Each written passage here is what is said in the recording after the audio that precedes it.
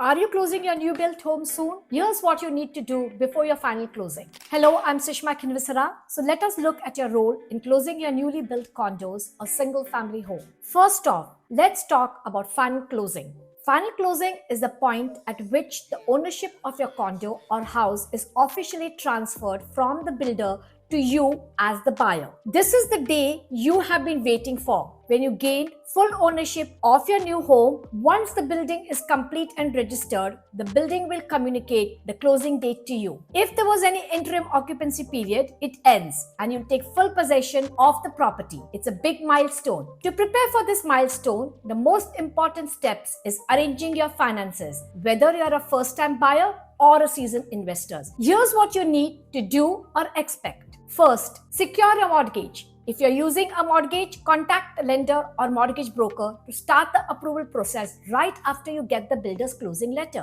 Get your mortgage commitment from your lender well before the closing date. This will avoid delays in closing and any fees or charges that the builder may dump on you. Believe me, these changes can run into thousands of dollars depending on the purchase price and how long you need closing extension for. So, it is important to contact your mortgage professional as soon as your closing letter arrives and avoid the delays. If you have the means to finance the purchase other than mortgage loan, make sure those funds are available by the closing date. Second thing is to know the expected cost at the final closing. These closing costs are essential, so make sure you are prepared. First major cost is development charges. New houses and condos require new infrastructure, roads, transit, water, sewer services, etc.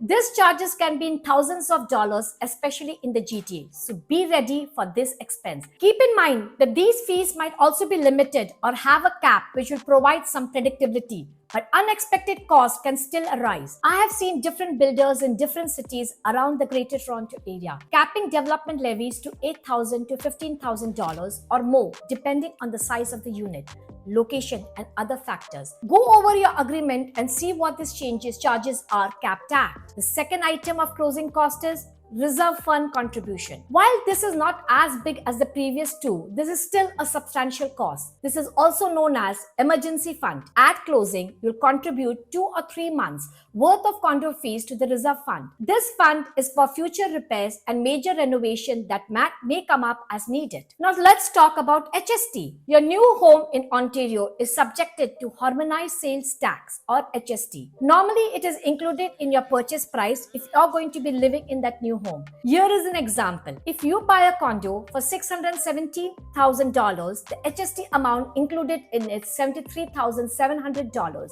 You tell the builder that you'll occupy it.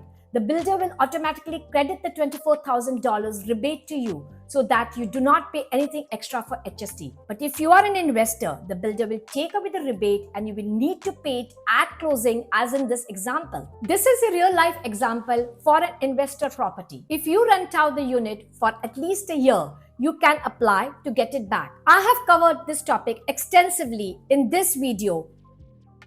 Watch it to get an idea. In any case, you should always consult an expert in this field to learn how HST applies to you. One of the other fees that the builder will charge you is for Tarion New Home Warranty. This warranty costs about $1,000 but is essential as it provides 2 key protections for new home buyers. It safeguards you financially before you move in and it covers you against construction defects after you take possession. You will see all these costs that we discussed so far and some other costs appear in the builder's statement of adjustments. On the top of these costs, you should also budget for costs like land transfer tax and legal costs. Land transfer tax is based on the purchase price of your home. If you buy in Toronto, you pay an additional city land transfer tax of about the same amount as the provincial tax. For example, as of now, on a $400,000 property, expect to pay a $4,475 in Ontario land transfer tax. Now, if you bought a condo in the city of Toronto,